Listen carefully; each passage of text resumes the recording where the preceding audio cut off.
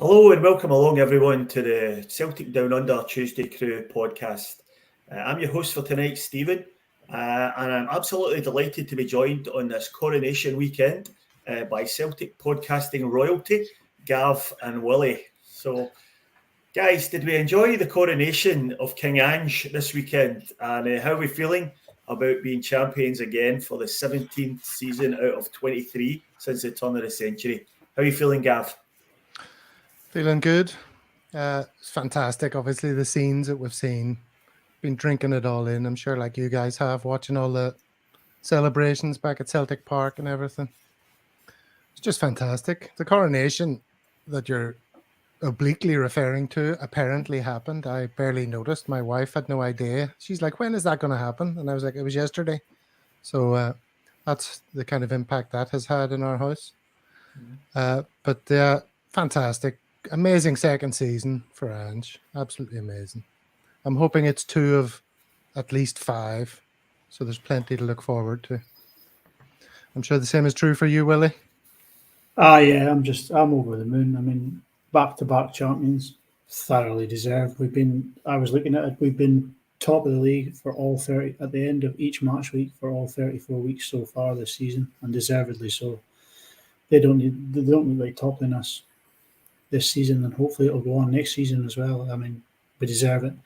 It's been a long time sort of coming. You know what I mean? We've known for a while we're going to be champions, but it's nice to have it sort of pushed over the line and see the league table with the little brackets around a big capital C next to your name with games to spare. So it's great.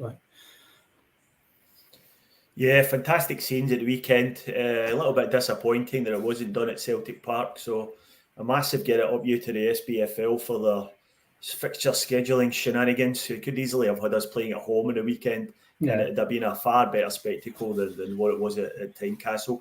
Although, you know, it seemed to be a great atmosphere in the sort of among the 1,200 fans who were lucky enough to get a ticket.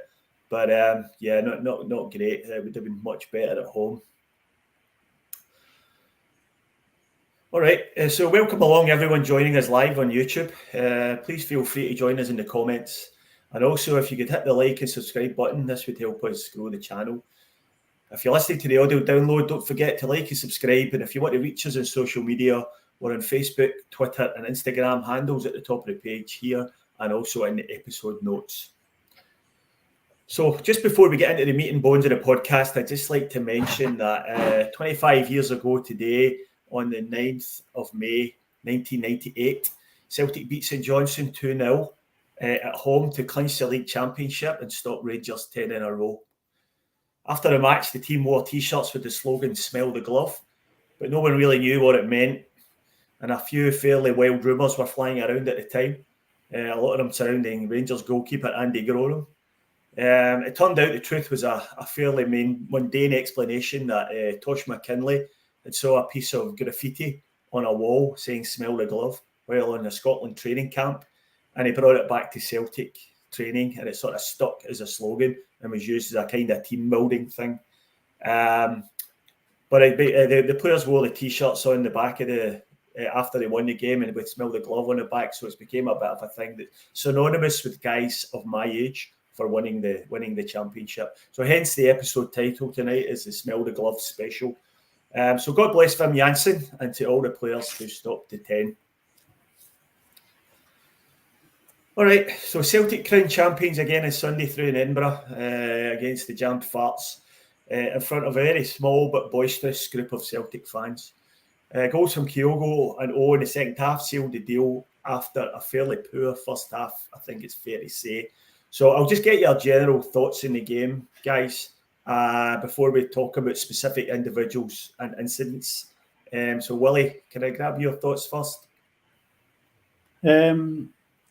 It was a hard-fought win, for sure. For the first half hour, 35 minutes, Hearts pressed us high, pressed us hard. I think they hoped they would get a goal in that time and then sit back the rest of the game and sort of try and soak it in and play for a draw or get the 1-0 win. But it didn't work for them because they didn't really trouble us at all. And the stats show 0 big chances and 0 shots on target throughout the game through all the pressure they had.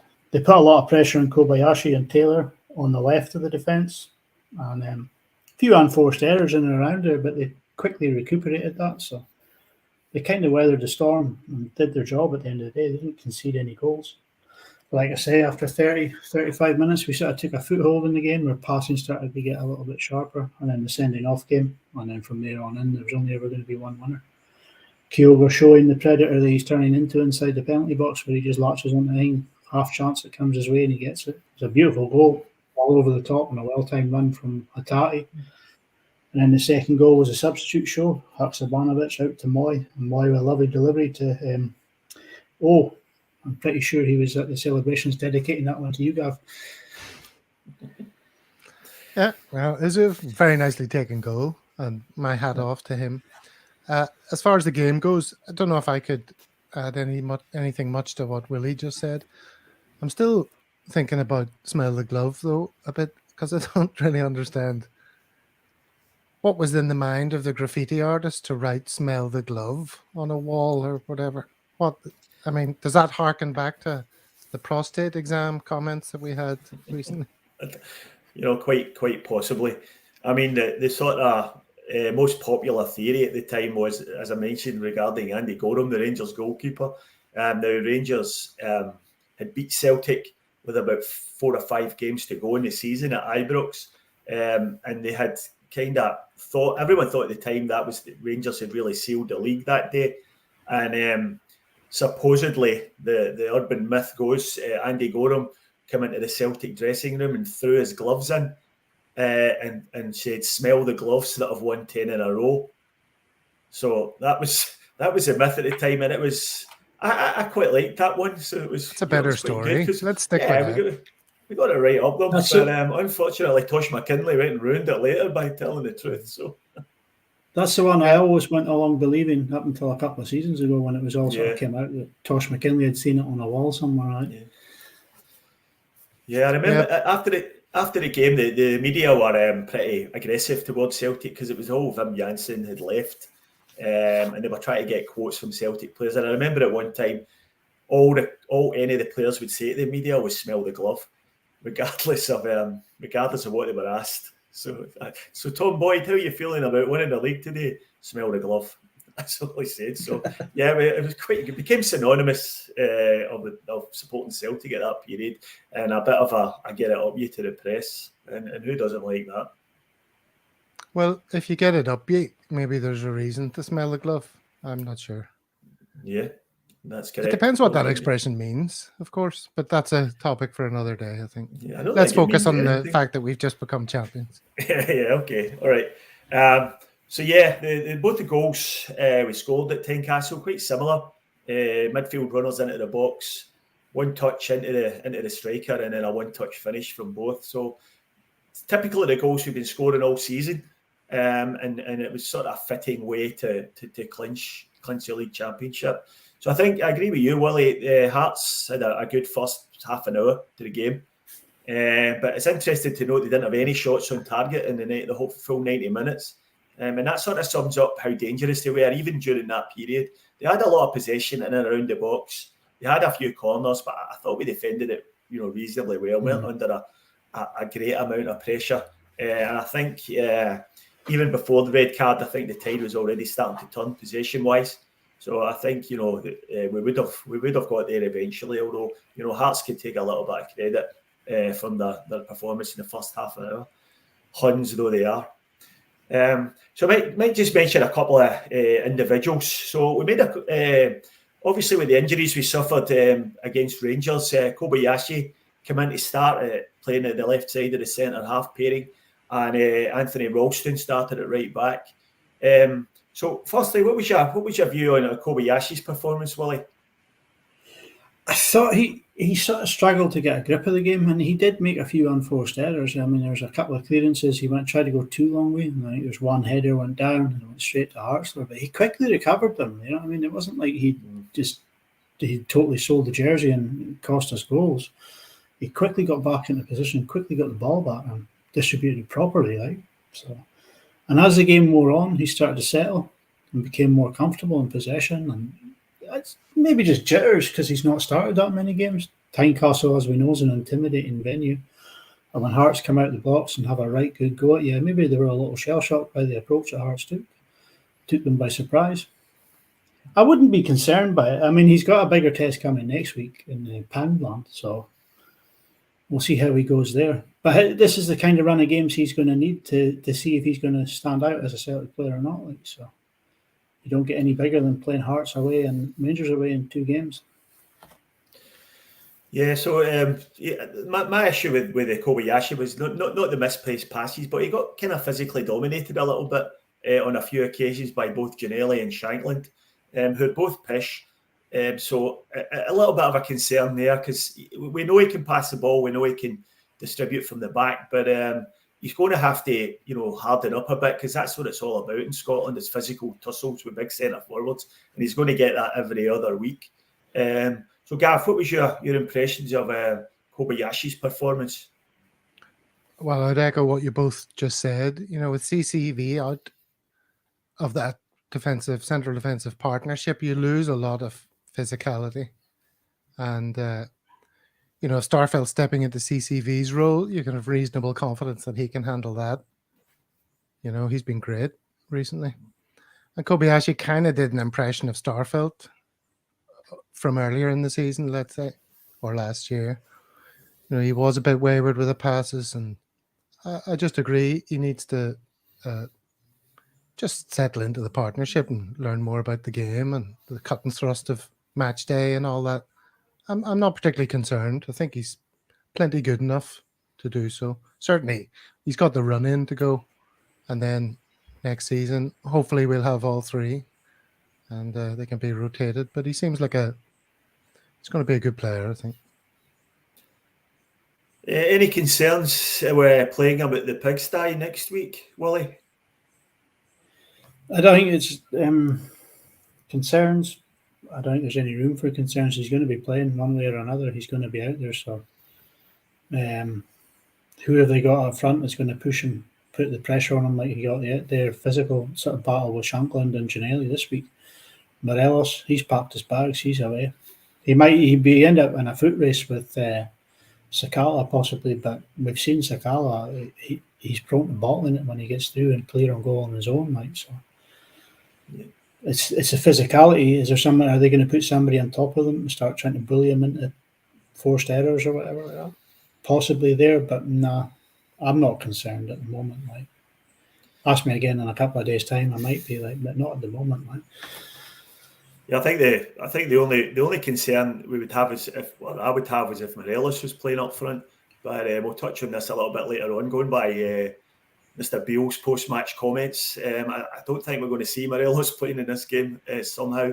But I don't think they've got anyone else who can trouble him physically, so should be all right from that point of view. So I'm just bringing a couple of comments about this. So Pete McGee doesn't have any issues with Kobayashi and Starfelt as a pair. They're just bedding in, so give them a bit of time, which is very true. It's the first time maybe the second time they played together. They had 45 minutes together at Tynecastle. Or was it, who went off that day? Was it CCV or Starfelt that went off at half time? I think it was Starfelt went off injured that day, was it? Yeah, not? okay. Because he came in and played left centre back. Okay, so they've had limited time playing together. Yeah. And we've got one here from Gone Yourself. Kobayashi's still bedding in. He'll be fine in time. So yeah, let's hope so. He's certainly got all the qualities to be a really good centre half. So the other player I wanted to talk about, and Pete McGee mentioned it earlier on, Hatate was 100% better v Hearts than the previous game. So I thought Hatate had an excellent game. And I know looking across the Celtic socials, not everybody agreed with that. But I thought he was excellent, and his contribution for Kyogo's goal was well deserved. And shortly before that, he had another great effort where he tried to lift. He got in behind and tried to lift it over the goalkeeper, just about a yard past the post, and that'd have been goal of the season if that had went in. So, what are we thinking about Hatate's performance, Gav? I think there's a bit of truth in both of those statements. I think he was flashes of brilliance. But overall, he doesn't look like himself insofar as he's not really imposing himself on the whole game, but he did come come in occasionally and show wonderful moments. Like that one you're talking about where O'Reilly dinked the ball beautifully over the top for him, and then he lifted it to the far post. You were just willing that in. It would have been so glorious. I mean, that would have been a fantastic moment. But yeah, he's just coming back. He's finding his feet again. I've got no problem with that. Okay, Andrew Galea says Hattie will even better for the run. So yeah, that's another good point as well. So he gets another game under his belt, and hopefully we'll see him at Ibrox next week. Willie, do you think Hatate will be doing some damage against them next week? I hope so. It's certainly been like the first week back was just like good to see him on the pitch. He didn't do badly. He didn't do great. He was just an average performance in the semi-final, and then again yesterday he certainly there was flashes of the old Hatate in there. That run he made to get the ball into Kyogo was just so well timed. It was brilliant to watch. Right, there's definitely signs that the old Hatate's on his way back. Right, and as you say, that's another 65, 70 minutes under his belt there. So yeah, that game was time in the legs. Perfect cutback for Kyogo, and the way Kyogo sort of lets it run across himself, and he takes it with his back foot, his left foot, which he opens up just enough. I mean, it was just inch perfect. I mean, the fact that he had, I was going to say the presence of mind to do that, but I'm sure it's just instinct. But in that split second, that was exactly what he had to do to steer the ball past the keeper. Absolutely beautiful. And a special mention as well to McGregor's pass over the top for Hatate. That was absolutely brilliant too. And I think Callum McGregor had an outstanding game, I thought, especially when we were struggling a bit in the first half. He took a hold of the ball a couple of times and just drove us up the park. And I think that sort of contributed to the momentum shift a little bit. So I'll just bring in a comment from Mahesh, who brings us the stats as always.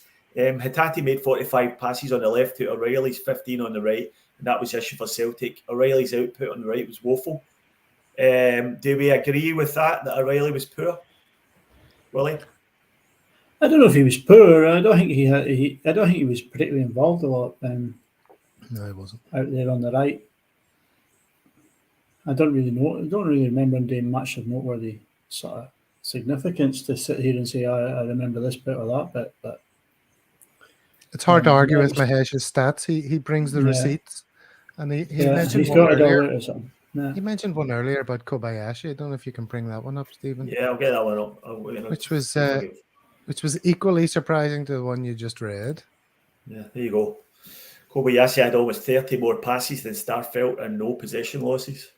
I mean, can that be true?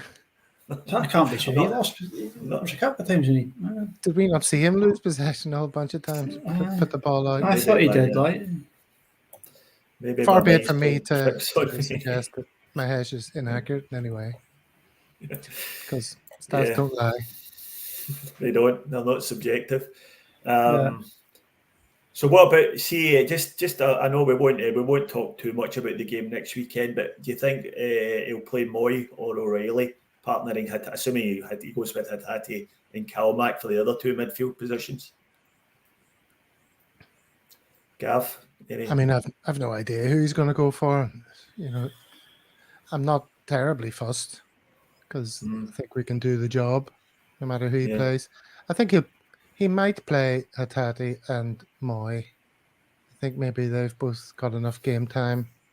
And if he's looking at Mahesh's stats, he might think O'Reilly needs maybe a seat on the bench. Yeah, I think I would like to see Moy as well. He's had two good games coming off the bench in the last two. The only thing I would argue against that was O'Reilly always seems to play well against the Huns, and they don't seem to know how to cope with them. So that's something to think about. But I mean, let's be honest with you, it's more or less a friendly anyway. So let's not worry too much about team selections. Sacrilege, Stephen. It's funny how they went to great lengths to avoid playing Celtic in a friendly in Sydney and end up playing Celtic in a friendly at Ibrox. Very good. Funny how it works out, isn't it? All right, so we'll move on to the controversial refereeing decision of the day. and that was the red card for Cochrane, the Hearts left back, just towards the end of the first half. So I'm going to go to both of you one at a time and just ask you for a one-word answer. Was it a red card, Willie? Yes. And Gav? Maybe. That's no good, Gav. Come on.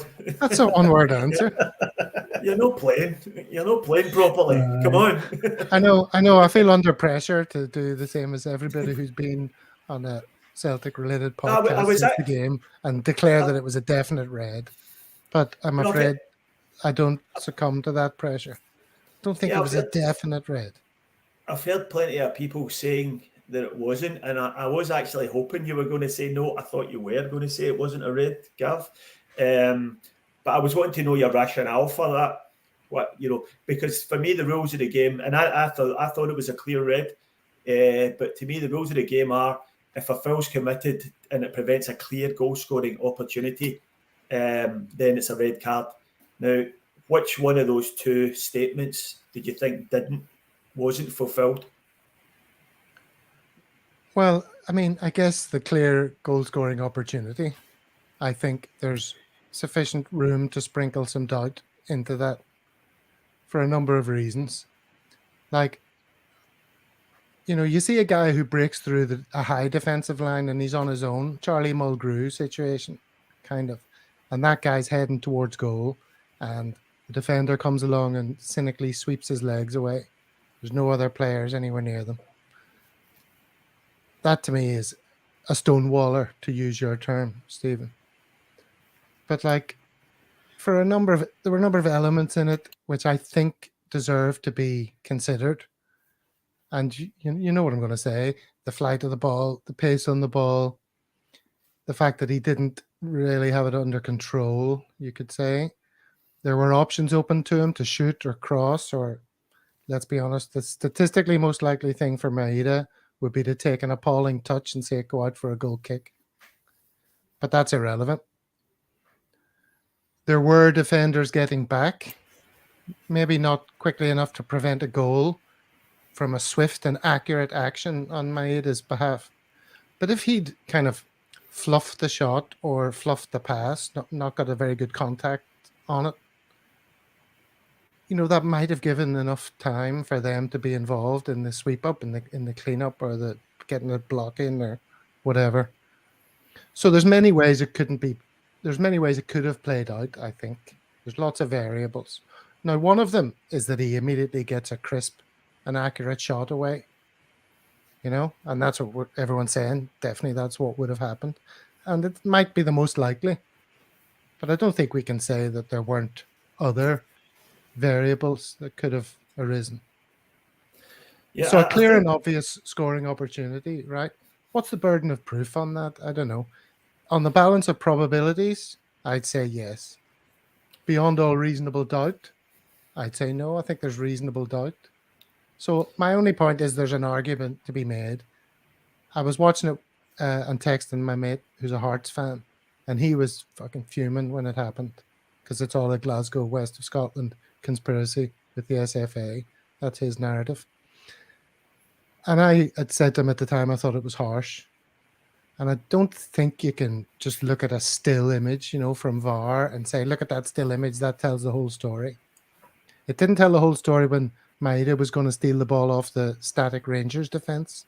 We've all seen that photograph where he's hardly in it and he's the one that gets to the ball. So there's more elements to it than just looking at a still.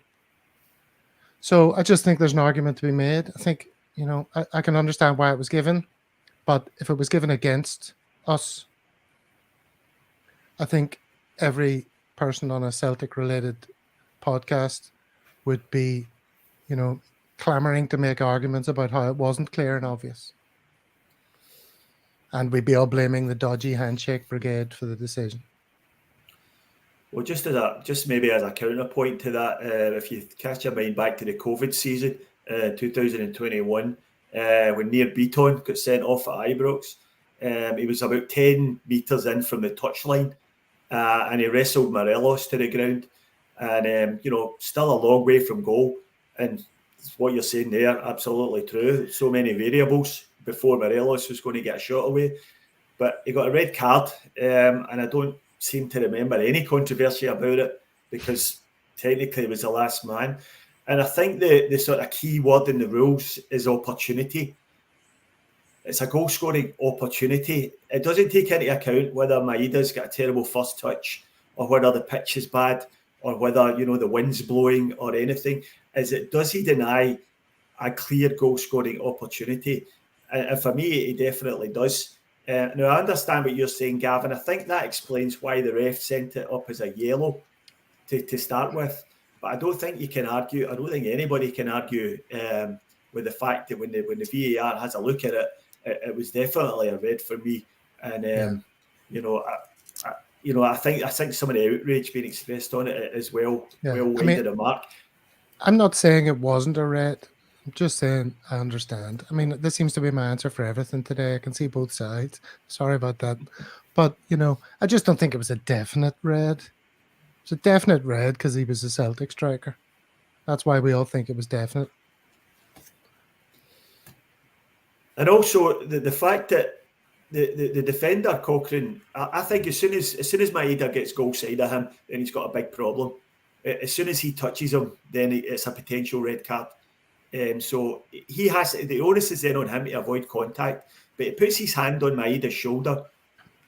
Just give him a little bit of a pull back, and he does it very deliberately before he gets to the penalty area because it's a penalty and a red card if he gets into the box. So I think that has to be taken into account as well. Willie, do you think it was a clear red, or do you think there was some doubt there? My initial thought was that the referee had called it. I thought Nick Walsh had got the decision right, but then when they showed the replay of it, you can clearly see that the guy rolls the centre half. He's nowhere near it. Maeda's broken away from Cochrane, and he's free, and he's just clipped his heels and brought him down. So it is a deliberate goal scoring opportunity. And then you've got to say, in that situation, it doesn't matter who the player is, as you say, the conditions. You've got to think that person is Henrik Larsson bearing down a goal and it's guaranteed. You know what I mean? It is a goal scoring opportunity. But you can argue the bounce of the ball as well. Is it going to be difficult? But watching it back today, again, it's a bread and butter ball. It's bouncing right in front of him. He's just got to get his head down, get his chest on it, and it's going to drop in front of him. He's going to take it away. For me, I think it was right to send the boy off. But I will say, when I first saw it, I thought probably a yellow was probably right. But when you see how far away the centre half was, he wasn't getting back there. So yeah, it is a deliberate foul and prevented of a goal scoring opportunity. So the letter of the law, that's a red. Okay. Ultimately, I just think it was another VAR decision that we can debate. It went in our favour. We got it. Happy days. I mean, nobody cares, mate. Yeah, interestingly, I noticed on the Ask the Ref segment of Sky Sports where they asked Dermot Gallagher, the former English Premier League referee, and he was in agreement that it was a red card, a definite red card. Now, I'm not going to speculate on Dermot Gallagher's allegiances when it comes to Celtic and Rangers, but he definitely thought it was. He definitely thought it was a red, and I think most of the folks in the comments are agreeing. Now I've seen a couple of mentions of something that happened over at Ibrox around about the same time. I'll just bring up a comment from Chris D. The more concerning thing to me was Mr. Golson once again was let off for the most clear-cut penalty against Aberdeen. That's now no penalties for the season against them, 47 games straight. So did we see that incident, Gav? I mean, there's a definite penalty for you, for Christ's sake. What is going on? I mean, that's embarrassing, isn't it, for the game in Scotland? What do people think when they see that? Did you see the PLZ soccer conversation they had about it? Yeah, that was pretty interesting. I mean, they stopped short of, Peter Maguire stopped short of Maguire, whatever he's calling himself these days. Well, he has to call himself Peter Martin so he can get ahead, and he doesn't sound too Irish. I mean, it's just a complete joke. I mean, if I was an Aberdeen fan, I mean, they have properly got something to complain about there. That is absolutely disgusting and inexplicable. Inexplicable. And it would have been a red card as well, because of he was course. definitely the last defender. So it's a penalty and a red for Goldson. And Mr. Goldson's proving to be adept at getting away with things over the course of a season. He's got away with numerous handballs. And I think the interesting thing was, Willie, the Aberdeen player didn't really seem to claim for it. No. I'm not sure if that fed into the ref's decision, but if it was me, I'd have been screaming blue murder and chasing the ref up and down the pitch. So, what do you think? Why do you think he didn't claim for it? I really don't know why he hasn't claimed for that, because it's a Stonewall penalty. You know what I mean? All day long, it's a penalty, and he's just got up and got on with it. Credit to him, right? He's just got up and got on with it. We often say people make too much of things, but for me, that's a Stonewall penalty, man. And as you say, it's a red card to go to boot. But we all know that you're not allowed to give penalties against Rangers. I think that, like, if you're a fan of WWF wrestling, that's the perfect takedown that wrestlers would probably say for a pay-per-view event that's only like allowed for special customers. And it's just ridiculous how he got away with that. Like, I haven't seen. Has anybody watched any of the Rangers equivalents to this, where they seek to justify it? Or no. I mean, what's the argument? Or are they just saying, "I can't believe that wasn't given"? There's no Rangers equivalent to this, Gav. Come on. There's none of them as smart and good looking as us. Jesus, come on. All right, I'll take that. Well, I think I did see one guy who was trying to imply that the striker was holding on to Goldson, and Goldson was trying to break free of the defender. And I don't know, he was trying to sort of say that the defender had actually pulled Goldson down. Bizarre in the extreme, but there you are. I think that's how they're justifying it to themselves. And the interesting thing was, if you're going to give a penalty against Rangers, the league's over. It's done. Yeah. Why not give the that time one? To do it. If you want to even up the ledger or prove there's no shenanigans afoot, then just give them that. It's 1-0, home to Aberdeen. Who cares? No one. But it's just, it's really bizarre. Of course, we know who the ref was. It was Mr. Cheating Beaten himself. Cheating Beaten. Yeah. So, Chris D says, where was VAR? And that's a good point. Why wasn't that's what the manager said, you know. Yeah. You wonder when something's going to happen, like where a manager sees something like that happening and just calls his players in. And it's like, I've had enough of this, you know, or goes out and sits, does a dirty protest in the center circle or something, you know, because, I mean, it's an absolute joke. There's decisions that we can debate like ours, and then there's complete jokes like that. They should have it like the tennis, where you get a call. You know what I mean? Each team gets like a call per half each, so they can just say to the referee, right, come over here and check that on the VAR, and they use a wee fucking Hawkeye card or whatever it is. A captain's challenge. Yeah. A captain's challenge or something, and they come over, have a look at it on the TV and go, yeah, it's a penalty. Yeah, definitely. There you go. But it's getting beyond a joke now. That's the second run of 40 plus games they've gone now without conceding penalties. It's interesting to see it's actually being discussed on football shows, although Michael Ross isn't a fan of PLZ soccer. He thinks it's a hideous joke on a show.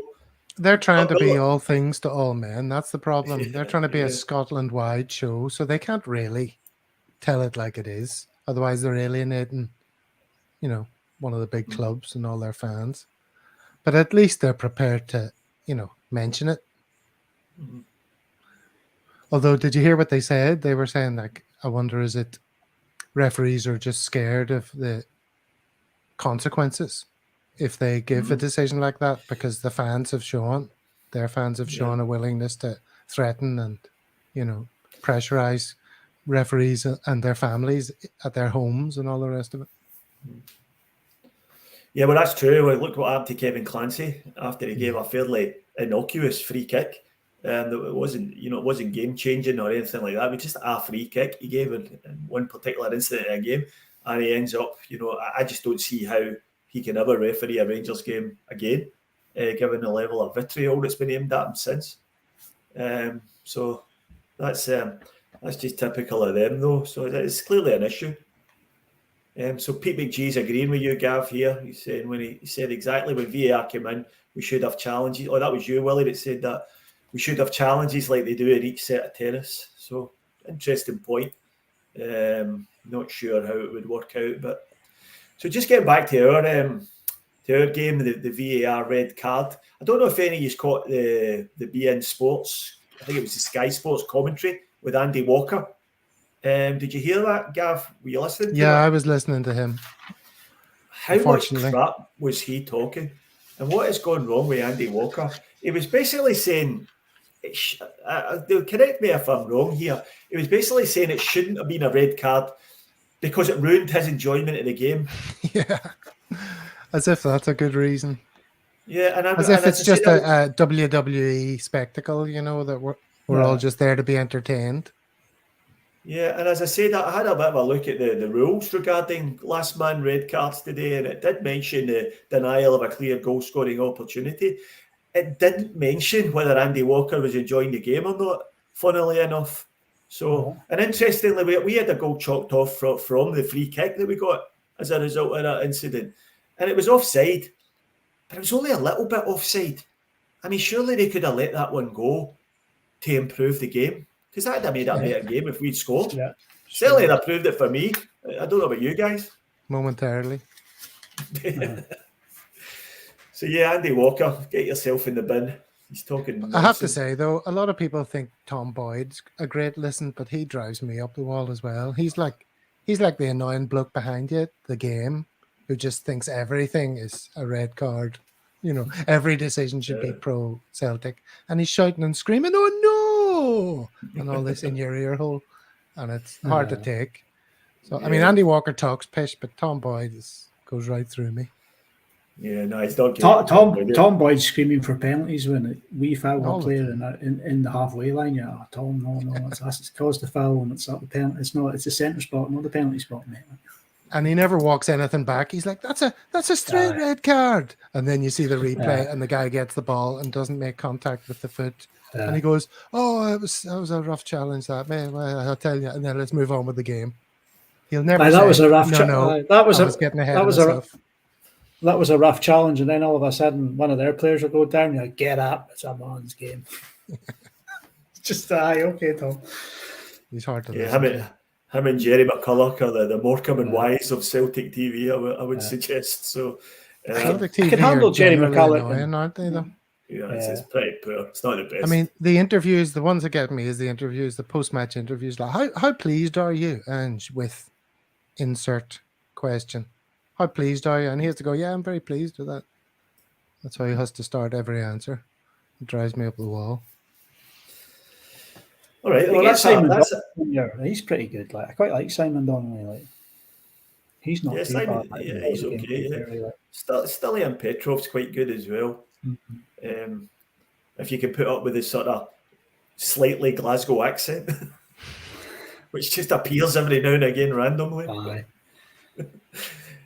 Anyway, perfect segue into the next topic, which was Ange's post-match interview on the pitch on Sky Sports. I'm not sure if you had a chance to listen to that, but it certainly caused anxiety levels to skyrocket among Celtic supporters, just based on the fact that when he was talking about winning the league again, and how much people around him had sacrificed to make it happen, and he was talking about his family.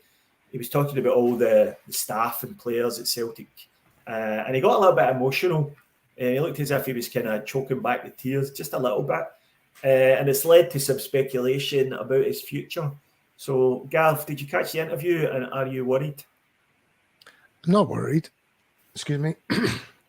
I caught the interview, and there was a moment where he sort of stuttered slightly when talking about his wife and kids and the sacrifices that his family have made for him to be able to do this job, kind of thing, which is just a perfectly human response, on a very emotional day of great success where all his work is paid off. I would have been more worried if, they'd asked him something like, how does it feel to be manager of this club and he started blubbing at what a great time he's had here, and how welcoming they've been, and he feels like he's made lifelong friends. If that was the context of his getting emotional, it might be a different story. But nothing to be worried about. He's making plans for next year. With at least another 2 full seasons of Ange, I reckon. What do you think, Willie? Much ado about nothing?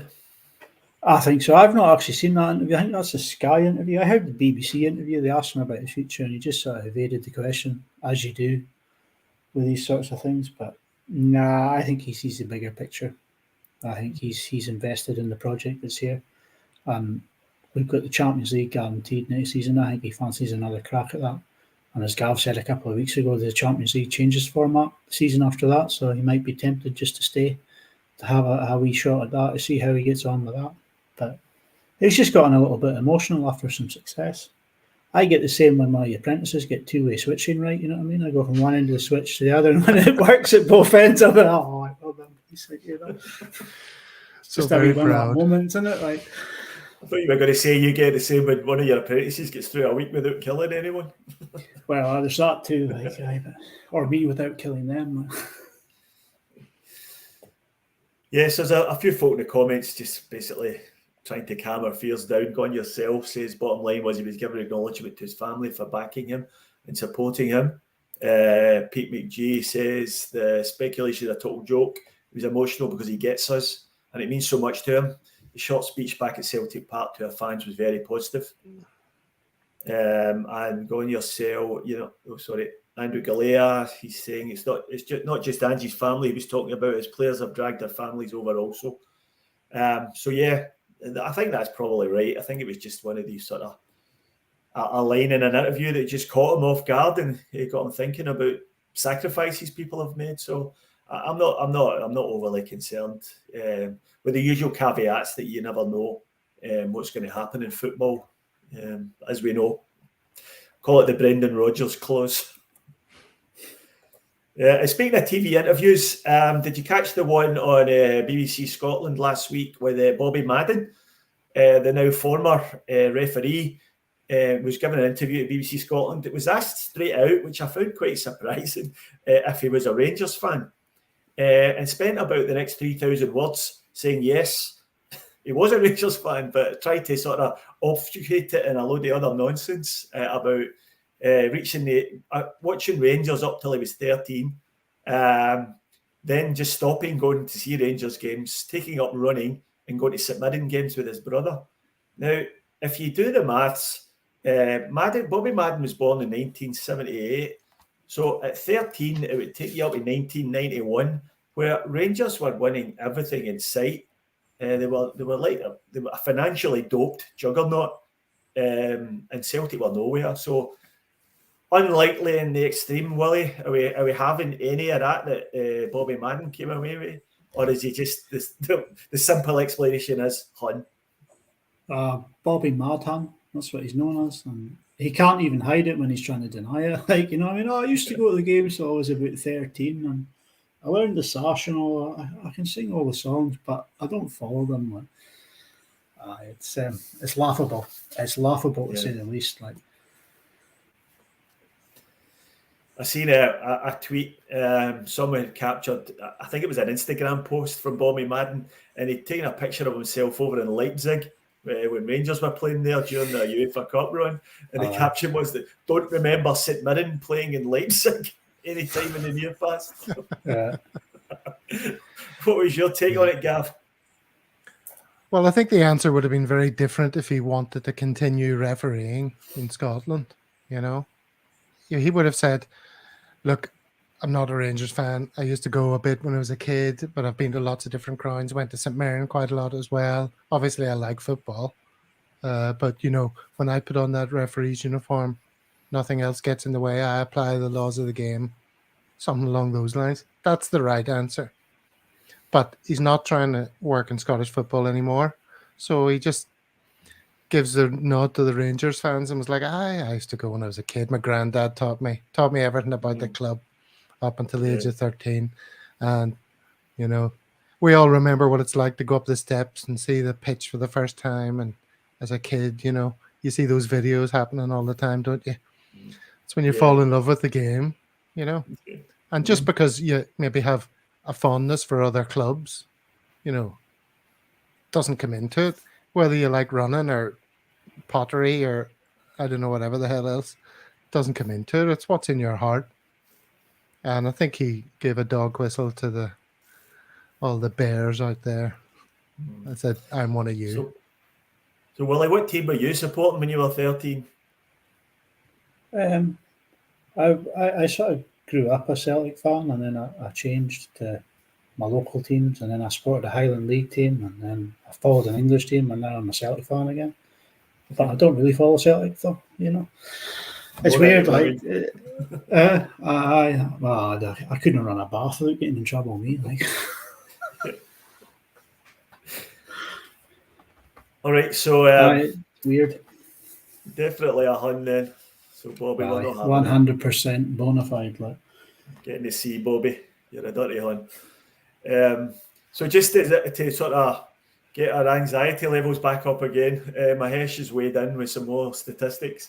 So Celtic squad average over 0.5 in assists and goals per 90 minutes. Madrid and Man City average high 0.3s. Based on this metric, Ange would be the number one coaching target in Europe. Okay, thanks Mahesh. Just to prove that grown men, just like Ange, can shed a tear, I'm just going to have a cry about that. My sphincter has just tightened by 3.2 degrees.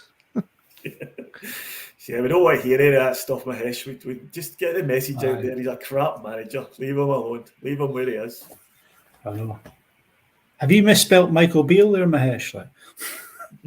Yeah, Michael Beale, he's the man you want. He's a great manager. So speaking of Michael Beale, we'll move on to this week's episode of Beale Shit. And we'll just discuss, just quickly, Michael Beale's post-match comments after the Aberdeen game in reference to Alfredo Morelos, who came on as a substitute in that game. And Beale said, you saw a difference when Alfredo came on in terms of energy, but not a positive difference. So has he finally realised that Morelos is a fat mess? When we all knew that weeks ago, Greg Taylor knew it weeks ago, and we've even had it on T-shirts to help him get the message. So is it finally sinking in, Willie? I think it certainly looks like it. He's just gone out there, thrown him in the bus, under the bus, ran him over, stuck it in reverse, and went back over him again just for good measure with that comment. The chances are he'll probably play him next week because he's got nobody else up there, is he? Like, you know what I mean? Yeah. Chohak's injured. What's his name? Sakala couldn't hit a barn door with a spade. He's got nothing left. Like, you know what I mean? He might come to this point when he just goes, "Oh, here, sorry about that, Alfie. Do you fancy playing a game on Sunday, like Saturday?"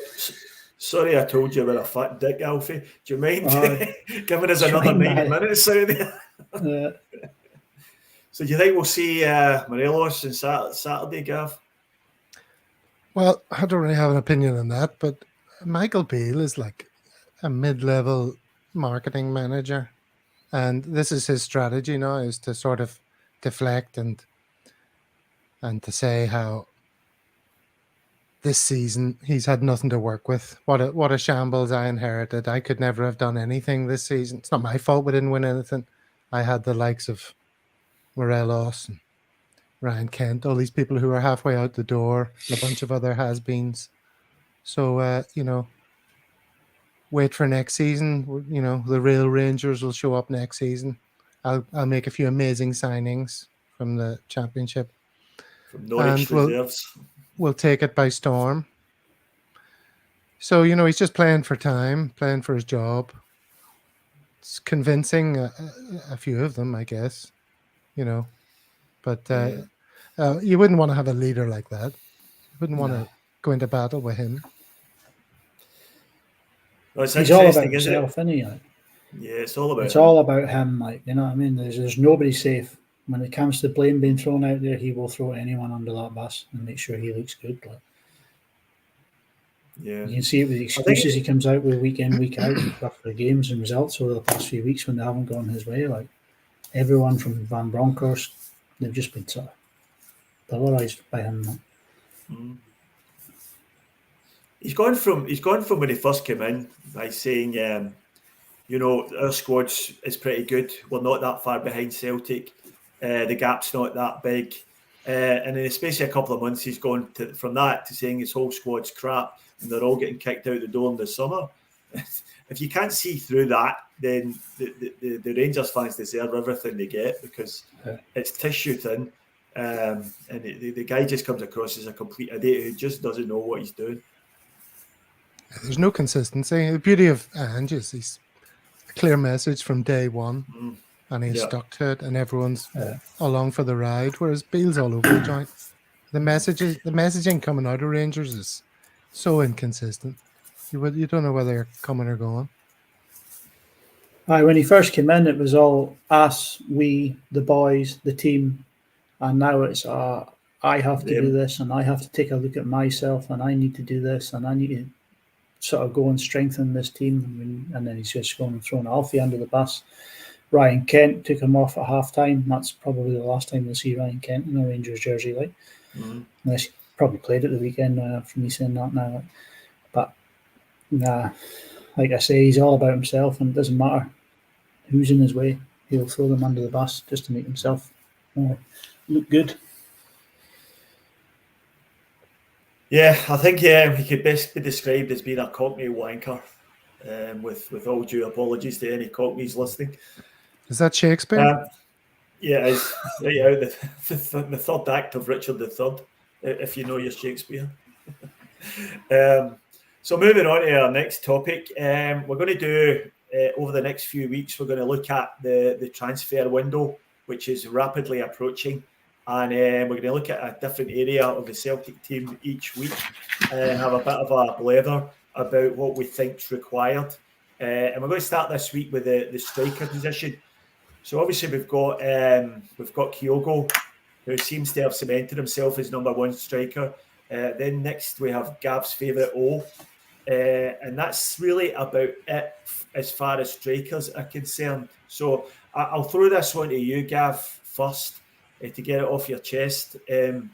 What do you think we need to do striker-wise over the summer? Well, I don't have anything to get off my chest necessarily.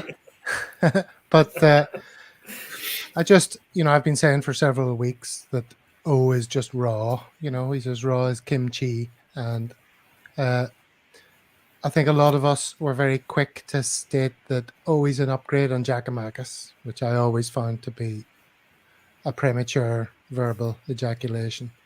So on the issue of strikers generally, we've talked before about how Kyogo is like the tip of the spear. He's the reason why our team moves forward as a unit, and he gets on the end of sweeping team moves, and he's brilliant at that, obviously, no question. I think when O came in, the expectation was that because of his size and physicality, he'd somehow be completely different. But I get the feeling that O's strength is, in fact, also kind of getting on the end of things. He may get on the end of a few more headers and that than Kyogo does. And he might rough up defenders a bit more during the game. But I get the feeling he's a bit of a tip of the spear striker as well. So to me, that means what we should be in the market for, we're in the market for a third striker, is one who can do things with the ball at his feet, can make things happen. He can create a bit of space with a drop of the shoulder, or a turn of pace, curl one into the far corner, can score goals of athleticism, like, a volley or something, or an overhead kick, like a creative, athletic striker who has composure and confidence. The difference is Gary Lineker, to talk about football from our earlier days, he was a tip of the spear striker, scorer of far post tap-ins. Someone like Thierry Henry or Ian Wright in his pomp scored loads of different goals. Many of them self-made, So sometimes in football, you just want to give the ball to your striker and say, go and do something. That's the kind of striker I'd like us to have. Someone who can play within the system, sure, and can get on the end of things, but can also make things happen on his own. Because sometimes the system doesn't work that well, especially in Europe against the good teams. They can nullify your structure and your way of playing. They can do things to stop the execution of that. But someone with a bit of raw talent who can make things happen. Like Jota has that in him. Hatate has that in him. I'd love a striker that has that in them. Yeah. What do you think we're looking for in terms of the number of the striker? Do you think we're looking for a number 2 striker, or are we looking for a number 1? With all due respect to Kyogo, who's had an amazing season, didn't do that well in the Champions League this year. And if we're building into having a red hot crack at the Champions League, should we really be looking for a number 1 striker? Bearing in mind we should have a decent wedge of cash to spend this year, with various different sell-on clauses coming up and Champions League group stage involvement guaranteed. And we'll certainly be looking at another $100 million plus turnover year next year. So do you think we should be looking to bust the bank and bring in a real quality striker to be number 1, Willie? I wouldn't say no if they did, but I think since the Champions League, Kyogo's gone on and really shown that he's improved his game. I think the guys on last night's show touched it. To begin with, he would have 1 in 6 chances, and now he's taking 1 in 2. But you look at his stats, I think he's got a conversion rate of 29.6%. You compare that to Harry Kane, who's on 16.7, or the boy Haaland, who's 22.7% conversion rate. He's got a good conversion rate. I just think perhaps it was a little bit of stage fright in the Champions League. His first time in there, he's got a taste for it. Maybe he can go out there and give it a better shot the second time round without the sort of fear that was there the first time round. But I definitely think a new striker is needed.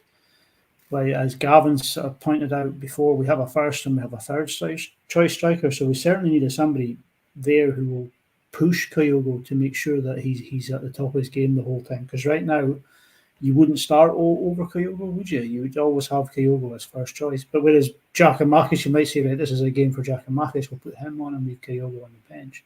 We're certainly missing that second striker. Someone who's a little bit more rounded than O. As I say, someone who'll put the pressure on and keep Kyogo on his toes. Because, again, as Gavin says, we have the spear tip there. And as it's looking I kind of agree with Gavin that O might be another spear tip, and we might just need a battering ram there sometime too, or somebody who's going to take the ball and run straight at them, kind of like what Edward used to do. He would drift out on the left, grab the ball, and just run straight into the defence. Curls one in there. Would we take Edward back? Because he's not getting a game down there at Crystal Palace. He might get him cheaper, you know what I mean? Go out and get him back in there. I would have him back, but all depends. Yeah, I'm not sure Edward would fit in with Ange's system. He wasn't really the most energetic striker around, and the high press wouldn't be part of his game. I don't think so. I don't think that's a real possibility. I think that the issue is we definitely need another striker, because Kyogo hurt himself while in the act of scoring the goal on the weekend. It looks as if he'll be okay. He was certainly dancing around during the post-match celebrations. But if he wasn't, how comfortable would we be going to Ibrox next week with O up front, and not only that, with no backup striker to O in the event of anything happening to him, Gav? Well, as you say, it's a friendly kind of, so nobody cares, mate. But we just need to do a lot of work with O. He needs a lot of training, I think. I'm sure he's got it. Far be it from... Look, Ange thinks he's got the qualities necessary. Jurgen Klinsmann says he's a great talent. These guys know what they're talking about, so presumably there's plenty there to work with. But, his first touch is a bit of a pinball machine. He never really gets the ball under control, it seems to me, and play with composure. It's all frantic and frenetic, and he's a young guy and all that. And I'm sure I have faith that it will all come in time, and he will turn out to be good for us. But I just don't think on the evidence presented so far he's that good a footballer, if you know what I mean. He might nab a few goals. It looks like he's going to. Like the goal he scored the other day. I think that's what he's good at. And it was very, very nicely done. Great finish. I think that's what he's good at. And he can be a bit more physical and rough up a few defenders. But yeah, I spelled it out what I think we could use as an extra striker. And one that could maybe, as I saw somebody saying in the comments there, could maybe play with Kyogo. If the formation's going to change, if the circumstances require it. Yeah, that's a good point as well. Ange is certainly not a one-dimensional manager. He's certainly played different systems in the past involving having two strikers. So that may be something we'll see next season as part of the natural evolution of a team. And I think you're right, Gav. The goal he scored on the weekend there, I think that's a sign of things to come from all. We've been kind of using him as a kind of physical centre-forward type, much in the Giakoumakis mould. Late in the game to get us up the pitch and that sort of style. But the goal he scored against Hearts was really just a dash. He just ran off his man and showed a real desire to get to the front post in front of the defender, and he got a toe for a one-touch finish. It was very, very, very similar to the type of finish you would expect from Kyogo. So hopefully, that's we'll see more of that from him next year, because he's definitely going to be around next year. Any chance we might lose Kyogo over the summer, Gav? I mean, there's always a chance. I'm sure there'll be talk of that. I've already heard whispers, but I just get the feeling Kyogo's happy as Larry here. In Ange, he's got like a father figure who has kind of built the team around him. He plays to Kyogo's strengths. And I don't think he's going to go. And I fear that if he did go, he'd be bought by some two-bit English manager who would just say, be my striker and score some goals. And they would give him the ball, just beyond the halfway line and say, go on, run at them defenders and score some goals like he did at Celtic, which is totally not his game, And they wouldn't get the best out of him because he's a specialist kind of striker in a very specialist role, and everybody contributes to his goal output here. And I can imagine people would be, fans of Southampton or Brighton or whoever the hell it might be, would be saying, what's the big deal? This guy's rubbish. Doesn't score goals here like he did up in Celtic. And they would put it down to it being a farmers' league rather than the fact that he's a very important part of a well-oiled machine. Yeah, he's 28 years old, Willie. I think if he's going to move, this would probably be the time to do it this summer.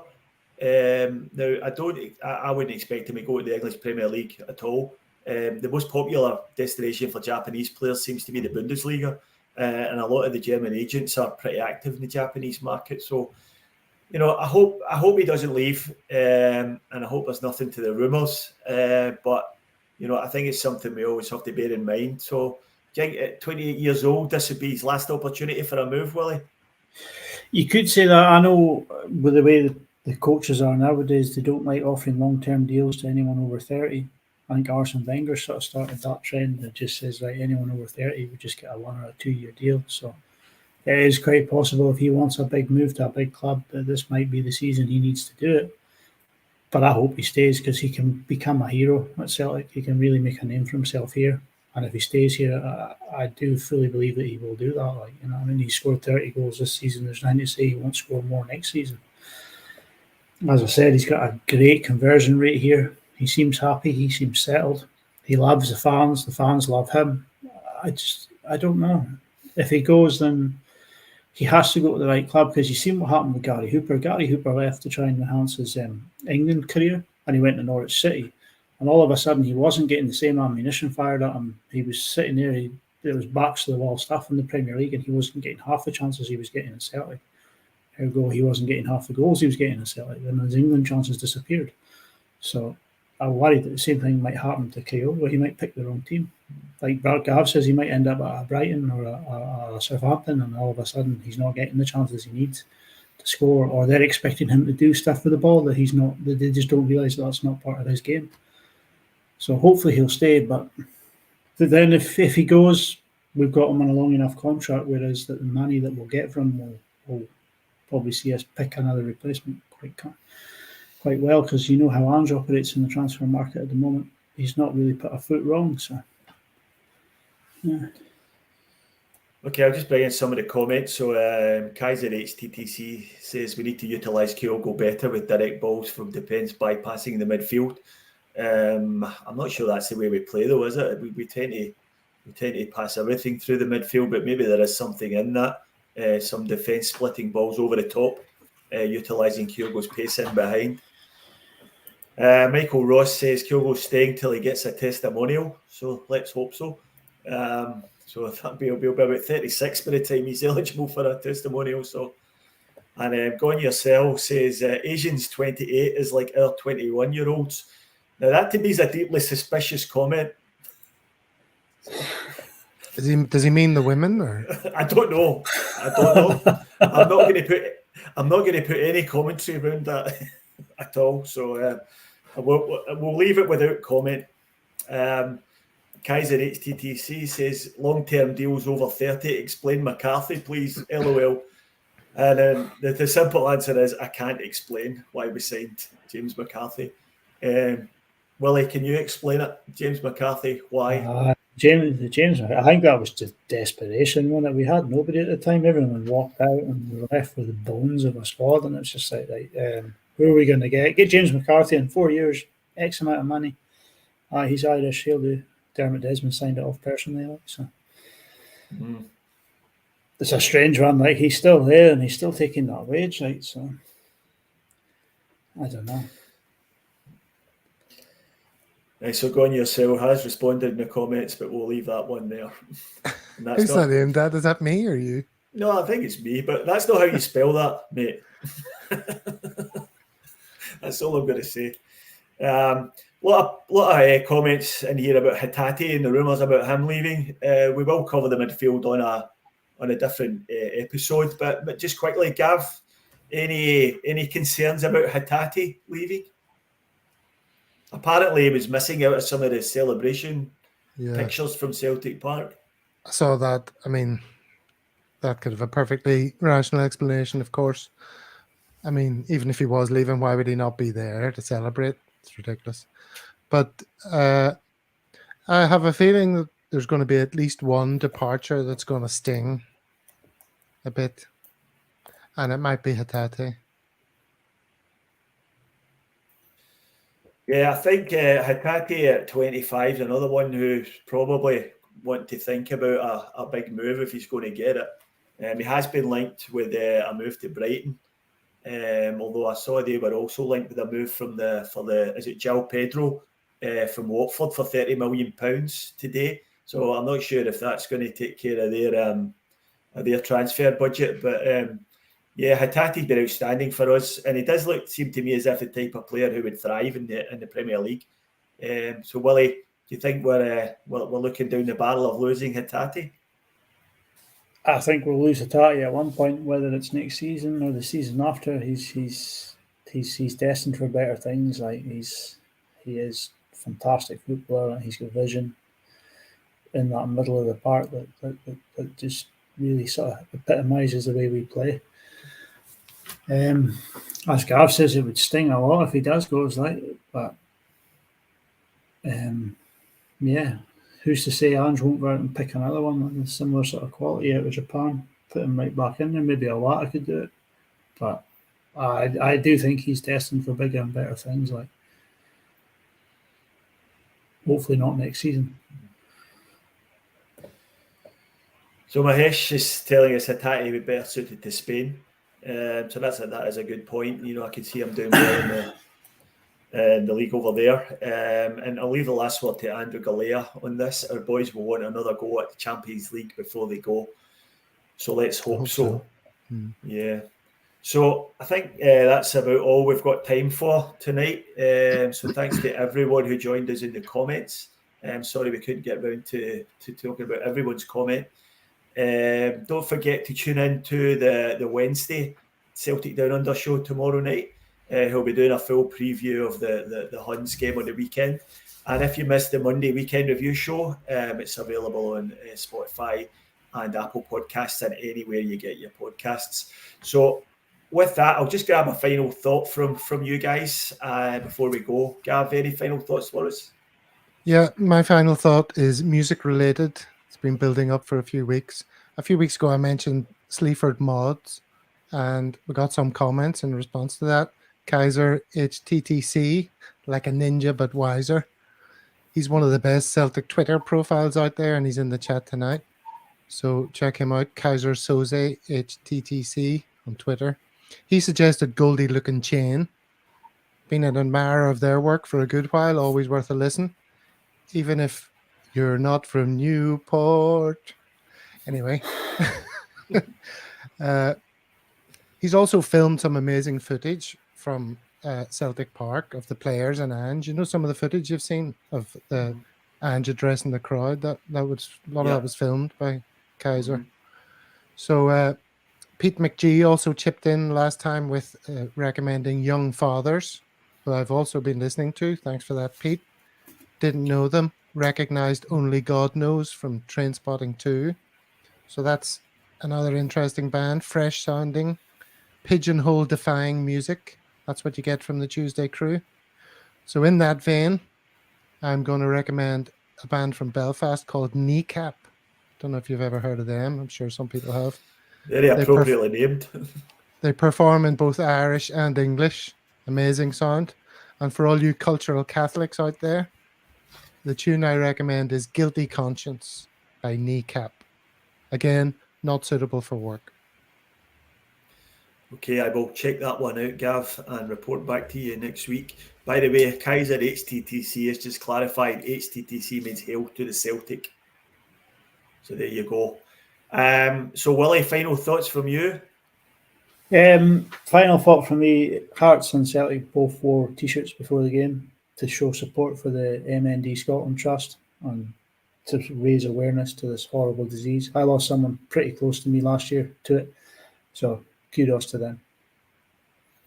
Right. Yeah, here. I second that, absolutely. So my final thought, given the events of the weekend just passed, if you've got a spare 45 minutes, do yourself a favour and get onto YouTube and listen to Frankie Boyle, Farewell to the Monarchy, and you will not regret listening to it. It's Frankie Boyle at his absolute finest. So that's my recommendation for the week. So that's been great. That was great fun. Thanks, you two guys. And thanks everyone who joined us in the comments. And we'll catch you all next week. And hail, hail, and God bless. Hail, hail.